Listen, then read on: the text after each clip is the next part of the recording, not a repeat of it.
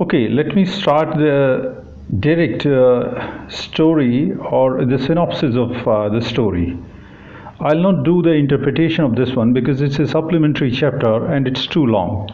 So the interpretations will take, I think, 4 to 5 sessions. That will be quite hectic for all of us.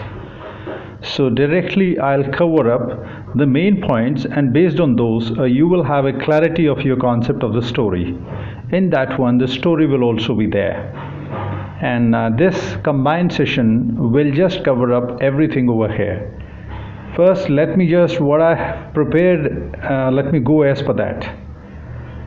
In the Kingdom of Fools by A.K. Ramanujan. In fact, the original story is being written in Kannada, and this is the English translation of the version which was being done by A.K. Ramanujan is available for your study. This is a Kannada folk tale or a folklore.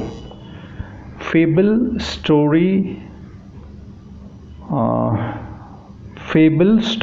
tale, folk tale, all are almost similar. They have bit difference in all these. So here this is a Kannada folk tale for you, a story prevalent at that particular time in the group of people or in the society. Here we have main characters, 7 main characters are there. The king and his minister, the guru and his disciple, a thief, burglar, rich merchant, bricklayer, dancing girl, and goldsmith. Now let me just give you a synopsis of the story. What happens there in the story? I'll go as per that. Let me cover up first in Hindi, then it will be very easy for you to understand. Sequence of the story, I'll go as per this. King and his minister rules Kingdom of Fools, all business during night and in dudu. एक बार एक राजा होता है और उसका minister और काफ़ी सारे दरबारी होते हैं. वो मूर्खों के साम्राज्य, किंगडम ऑफ फूल्स, मूर्खों के साम्राज्य के ऊपर राज करते हैं और वहाँ पे सारी चीज़ें उल्टा होती थी जो इस समाज में या इस दुनिया में होती हैं. जैसे क्या, आज के दिन जहाँ पर भी आप जाओगे डे टाइम में एक्टिविटी होती है, रात में जो है सब सोते हैं, परंतु यहाँ पर इसके विपरीत था. वहाँ पे इन किंगडम ऑफ फूल्स के अंदर हर चीज़ रात के अंधेरे के अंदर होती थी और डे टाइम में वो लोग सोते थे. यहाँ तक कि चूहों की भी एक्टिविटी वहाँ पे, चूहे भी और ये पशु वगैरह जितने भी हैं इनको भी डे टाइम के अंदर सोने के लिए बोला जाता था और सारी एक्टिविटीज़ और व्यापार वगैरह जो भी था वो रात को होता था. और वहाँ पे कॉमन करेंसी थी. आप कुछ भी खरीद लीजिए, कितना भी खरीद लीजिए, कुछ भी खा लीजिए, हर चीज़ के लिए एक करेंसी थी जिसका नाम था डुड्डू, DUDDU. एक डुड्डू में सब कुछ आ जाता था, चाहे आप थोड़ा लीजिए या आप ज़्यादा लीजिए. उसके बाद कहानी आगे बढ़ती है. तो एक दिन गुरु and disciple arrives, Guru sensible and left disciple stage. तो वहाँ पर उन मूर्खों के साम्राज्य में एक दिन सुबह के टाइम पे लगभग 9-10 बजे एक गुरु और उसका चेला पहुँचते हैं. गुरु सन्यासी टाइप, ये जो होते हैं बाबा लोग, एक गुरु और उसके साथ में एक चेला वहाँ पे पहुँचते हैं. गुरु बड़ा ही सेंसिबल था, वो बड़ा बुद्धिमान था और चेला उसका उल्टा था. वो खाने पीने में ज़्यादा विश्वास करता था, चेला पेटू था. तो जब उसने ये एक्टिविटीज़ देखी, शाम तक उन्होंने खाना बनाया, फिर रात को अपना जैसे ही रात हुई दुकानें खुली, उन्होंने खाना खाया और वो उस दिन तो वो सो गए. परंतु अगले दिन वहाँ से गुरु तो फूट लिए.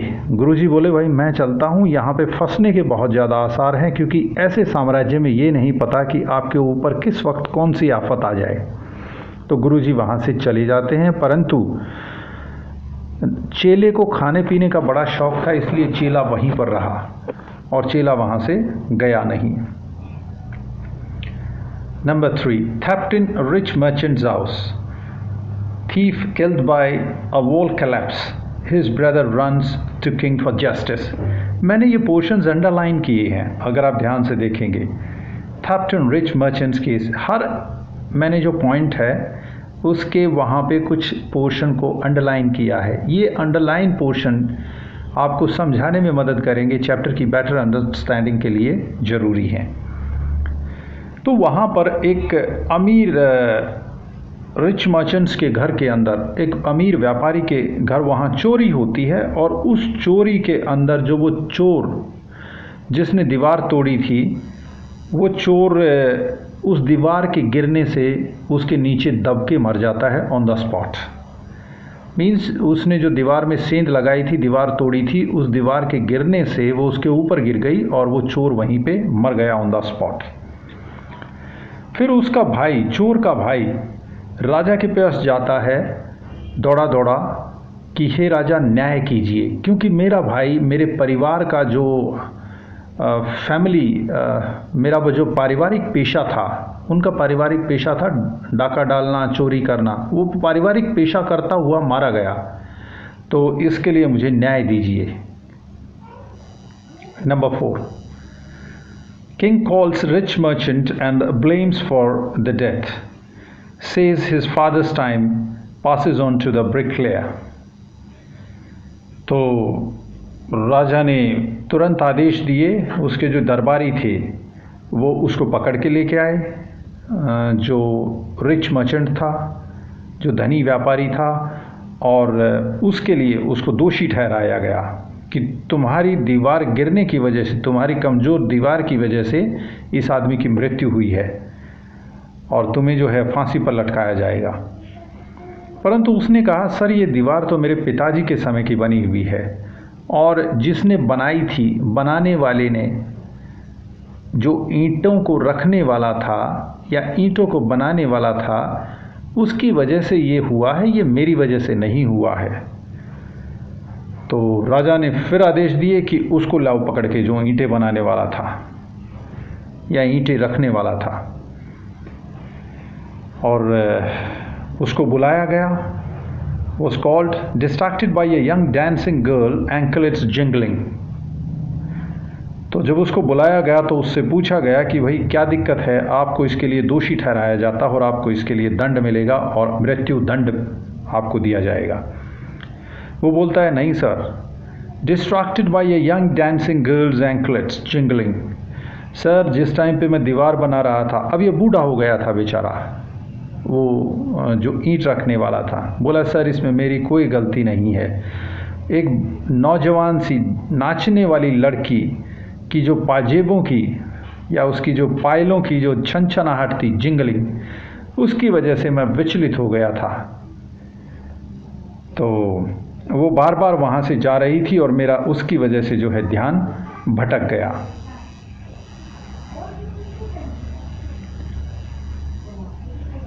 तो राजा ने आदेश दिया, भाई ये कौन है? ये लड़की नाचने वाली। बहुत समय बीत चुका था, तो उसी नाचने वाली को, डांसिंग गर्ल को लेके आया गया। वो बूढ़ी हो गई थी। Old dancing girl called and said, Goldsmith delayed jewellery. उसने कहा, नहीं सर, ये मेरा भी दोष नहीं है, मेरा ये नहीं, मेरा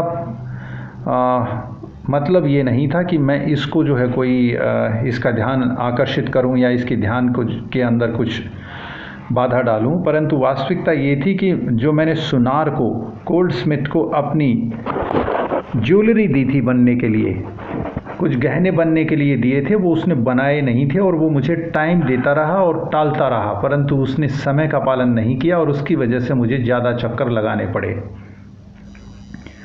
अब गोल्डस्मिथ कॉल्ड, अब उस गोल्डस्मिथ को जो है उसके दरबारी पकड़ के लेके आए एंड सेड, और कहा, jewellery delayed due to wedding at rich merchant's house. उसने कहा कि सर हाँ, इस नाचने वाली की जो ज्वेलरी थी, जो इसके गहने थे, वो डिले किए गए क्योंकि जो है एक धनी व्यापारी था और धनी व्यापारी काफ़ी जो है अधीर हो जाते हैं, इम्पेशेंट हो जाते हैं वो अपनी चीज़ों को लेने के लिए। तो उसके ऑर्डर की वजह से, क्योंकि उसके घर में शादी थी धनी व्यापारी के, उसकी वजह से इसका ऑर्डर डिले हो गया और मैं इसके लिए अपना ब्लेम धनी व्यापारी को वो देता हूँ। Again, rich merchant called and blamed due to natural inheritance of his father ordered to execute. अब दोबारा से उस धनी व्यापारी को ढूंढा गया जिसकी मृत्यु हो चुकी थी और उसके ऊपर ये दोषारोपण किया गया कि तुम उसके लड़के हो जिसको वो पकड़ के लेके आए थे, तुम उसके लड़के हो और स्वाभाविक तौर से तुम उसके उत्तराधिकारी हो क्योंकि उसकी सारी संपत्ति तुम्हारे पास आएगी और संपत्ति तुम्हारे पास आएगी तो उसके दोष, उसके कर्मों का फल या उसने जो बुरे किए हैं वो भी तुम्हें ही मिलेगा। इनहेरिटेंस, नेचुरल इनहेरिटेंस, स्वाभाविक तौर पर जो प्राकृतिक तौर पर जो अगर तुम्हें संपत्ति मिलती है तो उसके दोष या उसकी सज़ा भी तुम्हें ही भोगनी पड़ेगी। और उसको फांसी का ऑर्डर दे दिया गया, एग्जीक्यूट, फांसी तोड़ना। New stake for executions but too thin to be properly executed. अब ये आदमी बहुत पतला था, ये जो धनी व्यापारी जिसको पकड़ के लेके आए थे उसका लड़का, ये बड़ा ही पतला था।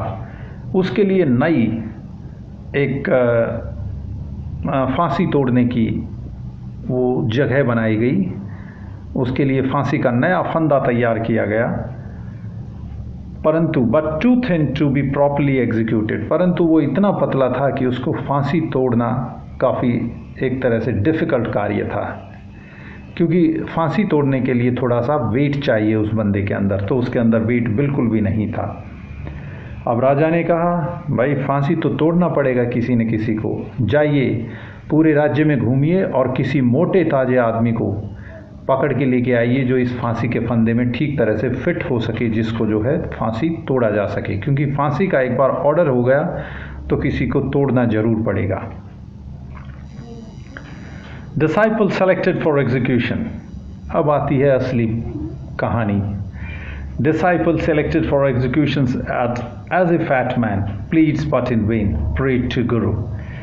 अब वो दरबारी ढूंढते ढूंढते घूमते घूमते उस चेले के पास पहुंच जाते हैं जो अपने गुरु से पीछे रह गया था, या गुरु तो चला गया था वो नहीं गया था, खाने पीने के चक्कर में मोटा ताज़ा हो रखा था। ऐसे लगता था कि जैसे सड़क पे घूमने वाला आवारा सांड हो। यस, इट्स बिन रिटन, ये चैप्टर में लिखा हुआ है। मोटे ताजे एक जो है सांड की तरह से, जैसे जो सड़क पे घूमते हैं खा पी के, ऐसा हो रखा था। Disciple selected for execution as a fat man, और मोटे ताजे आदमी के रूप में उसको जो है उठा लिया गया फांसी तोड़ने के लिए। प्लीज़ बट इन वेन, परंतु वो बहुत प्रार्थना करता है कि मुझे छोड़ दीजिए, परंतु उसको छोड़ते नहीं हैं। प्रे टू गुरु, वो अपने गुरु को याद करता है और उसके लिए प्रार्थना करता है कि हे गुरु जी प्रकट हो जाओ, मेरे जीवन के ऊपर संकट आ गया है। और गुरु के अंदर कुछ ऐसी शक्ति थी कि जो कि पास्ट को भी जानता था, प्रेजेंट को भी, और फ्यूचर के बारे में भी वो अच्छा निर्णय या निष्कर्ष निकाल लेता था, और उसको जो है काफ़ी एक तरह से बुद्धिमान व्यक्ति माना जाता था। गुरु appears, played a trick, fight for first execution, king surprise and knows about reborn king and future minister। अब जैसे ही वो प्रकट होता है, उसने कुछ बात उसके कानों में फुसफुसाई, किसके? चेले के, कि मेरी ये प्लान है और तुम जो है मेरा साथ देना। और उन्होंने आपस में एक लड़ाई का नाटक किया। उन दोनों के अंदर एक लड़ाई होती है, चेले के और गुरु के, और गुरु बोलता है नहीं मैं पहले टूटूंगा, चेला बोलता नहीं मैं पहले टूटूंगा फांसी। तो इस चीज़ की जो है भनक राजा को लग गई कि ऐसा क्या मामला है कि इसमें जो है गुरु आया है और गुरु बोल रहा है कि मैं पहले फांसी टूटूंगा, चेला बोल रहा है, और दोनों के अंदर लड़ाई हो रखी है। तो राजा बड़ा ही इस चीज़ से आश्चर्यचकित हो गया और उसने जानना चाहा। तो गुरुजी ने कहा कि मैं आपको ये सारी चीज़ें बता दूंगा, परंतु एक शर्त पर कि आप मेरी बात मानेंगे आखिरी में। तो राजा ने स्वीकार कर लिया, हाँ मैं आपकी बात मानूंगा, और उसने उसको गुप्त रूप से वो बात बता दी, एक तरफ ले जा कर के कान में राजा के। उसने सोचा कि अगर दरबारियों के सामने बताया तो दरबारी उसका सारा खेल खराब कर देंगे। तो राजा को जब ये प्लान पता लगी कि जो भी पहले फांसी टूटेगा वो अगले जन्म में इसी राज्य का राजा बनेगा, और जो 2 नंबर पे फांसी टूटेगा, मीन्स उसके बाद जो फांसी टूटेगा उसको मंत्री की शपथ दिलाई जाएगी। तो राजा के मन में लालच आ गया। उसने अपने जो है क्लोज जो दरबारी थे उनके साथ ये निर्णय किया कि जो है किसी भी तरह से रात के समय भेष बदल करके इन दोनों को तो छोड़ दिया जाए और इन दोनों की जगह हम खड़े हो जाते हैं और इनको समय से पहले फांसी तोड़ दिया जाए। King पोस्टपोन्स execution. राजा ने उस फांसी को डेफर कर दिया, टाल दिया, आगे बढ़ा दिया। Postpone. Plans and execute self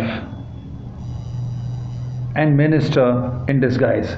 और भेष बदल करके खुद, डिस्गाइज होता है भेष बदलना,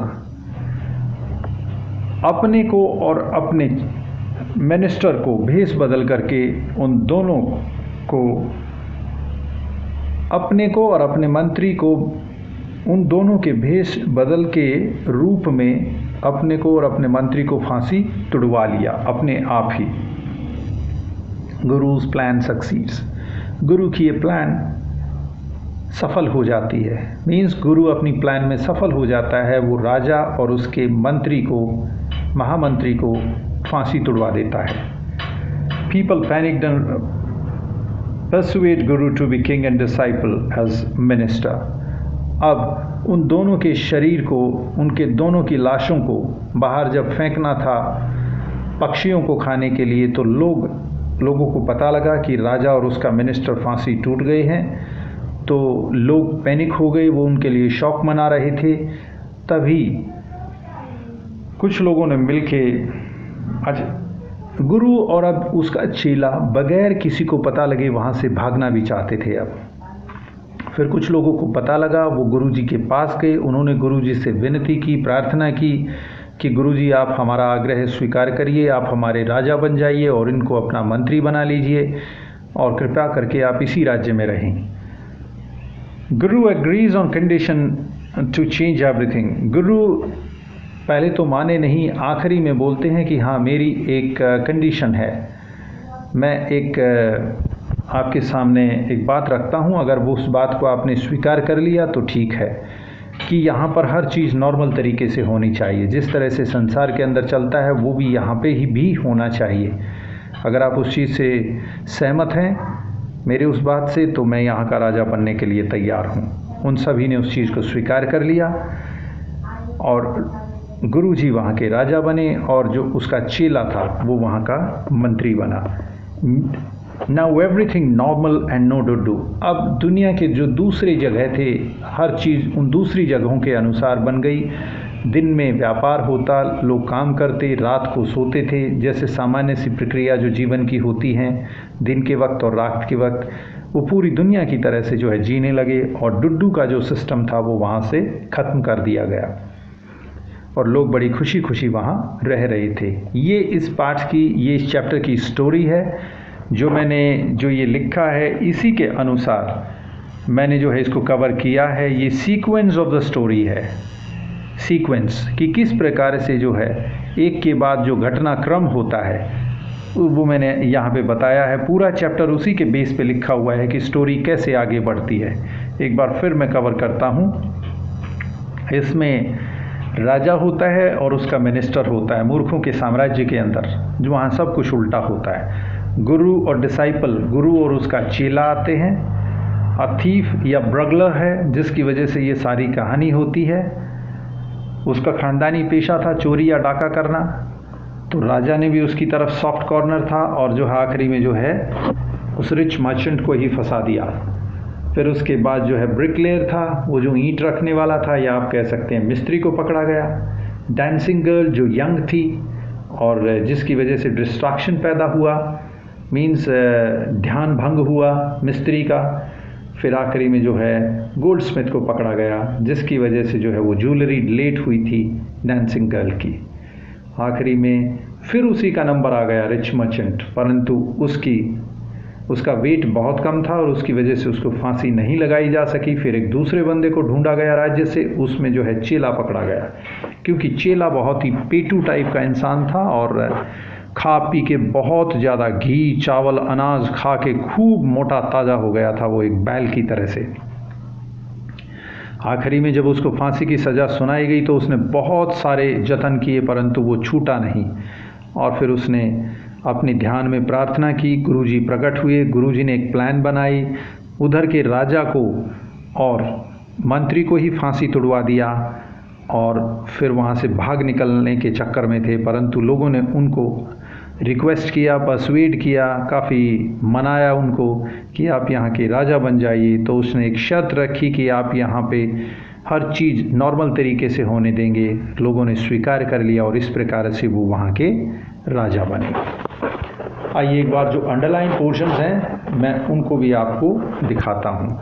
ये इंग्लिश में इसका सीक्वेंस है, इजी हैं चीज़ें। देखिए, king and his minister rules kingdom of fools, Guru and disciple arrives, theft in rich merchant's house, king calls rich merchants and blame him for debt, burglar called, old dancing girl called, goldsmith called, again rich merchant called and blamed, new stake for execution, Guru appears, king postpones execution, and lastly Guru's plan succeeds, और गुरु की plan success हो जाती है।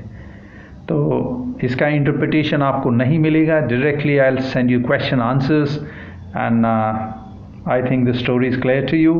Still if it is not clear to you just let me know. और बाकी आपको इसके हिसाब से, इनको पर्सनल नोट्स बोलते हैं।